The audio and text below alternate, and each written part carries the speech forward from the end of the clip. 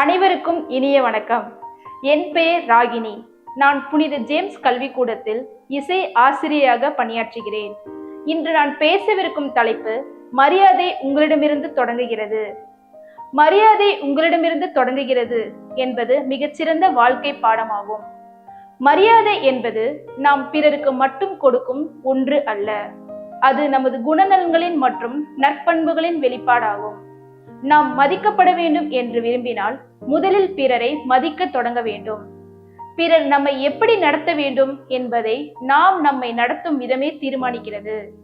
மரியாதையின் உண்மை அர்த்தம் பணம் அல்லது பதவியால் கிடைக்கும் மரியாதை நிலையானது அல்ல. ஆனால் நன்னடத்தை, பணிவு, சுயமரியாதை ஆகியவை தரும் நன்மதிப்பு என்றும் நிலைத்திருக்கக்கூடியது. வயது, அந்தஸ்து பாராமல் ஒவ்வொரு மனிதரையும் சமமாக மதிக்க வேண்டும். மனிதர்களை தாண்டி விலங்குகள், செடி, கொடிகள் என இயற்கையின் மீதும் மரியாதை கொண்டிருப்பது நம் தமிழரின் பண்பாடு. ஒருவரது கருத்துக்களை கவனமாக கேட்பது அவர்களுக்கு நாம் கொடுக்கும் மிக உயர்ந்த மரியாதையாகும். யாராவது நம்மை மரியாதை என்று நடத்தினால் அதை கண்ணியமாக சுட்டிக்காட்டி நம்மை தற்காத்து கொள்வதும் மரியாதையே. மரியாதையின் அர்த்தத்தை விளக்கும் ஒரு சிறு கதையை பார்ப்போம். ஒரு நாள் ஒரு நாட்டின் ராஜா தன் மக்களின் நிலையை அறிய மாறுவேடம் அணிந்து சென்றார். அவருடன் சில காப்பாளர்களும் இருந்தனர். திடீரென இடியுடன் கூடிய பலத்த மழை பெய்தது. காப்பாளர்கள் பிரிந்து சென்று விட்டனர். ராஜா அருகிலிருந்த ஒரு குடிசை வீட்டில் அடைக்கலம் தேடினார். அங்கு எளிய உடையில் ஒருவர் அமர்ந்திருந்தார். ராஜா உள்ளே வந்தாலும் அந்த நபர் எந்தவித சலனமும் இல்லாமல் இருந்தார். இதனால் ராஜாவுக்கு கோபம் வந்தது.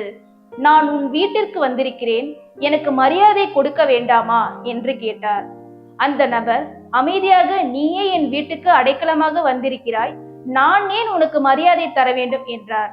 ராஜா தன்னிடம் இருந்த பொற்காசுகளை காட்டி, இதை பார்த்து மரியாதை தரமாட்டாயா என்றார். அந்த நபர் பொற்காசுகளை காட்டி மரியாதை வாங்க முடியாது என்றார். ராஜா ஒரு பொற்காசு கொடுத்தார். அவர் சொன்னார், ஒரு பொற்காசுக்காக மரியாதை தர முடியாது. பாதி பொற்காசுகளை கொடுத்தார். இப்போது நாம் இருவரும் சமம், நான் ஏன் உனக்கு மரியாதை தர வேண்டும் என்றார். கடைசியாக அனைத்து பொற்காசுகளையும் கொடுத்தார். அந்த நபர் சிரித்தபடி, இப்போது உன்னிடம் எதுவும் இல்லை, நான் ஏன் உனக்கு வணக்கம் சொல்ல வேண்டும் என்றார்.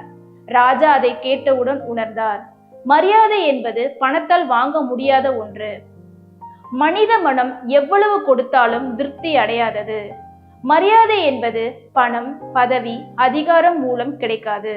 உண்மையான அன்பு, பணிவு, மனிதநேயம் இவையே நிரந்தரமான மரியாதையை உருவாக்கும். கடவுளின் படைப்பில் அனைத்து மனிதர்களும் சமமானவர்கள்.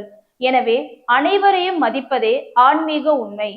மரியாதை பிறரிடமிருந்து தொடங்காது, அது நம்மிடமிருந்தே தொடங்க வேண்டும். நன்றி, வணக்கம். அடுத்த நிகழ்வில் மற்றொரு தலைப்புடன் சந்திப்போம்.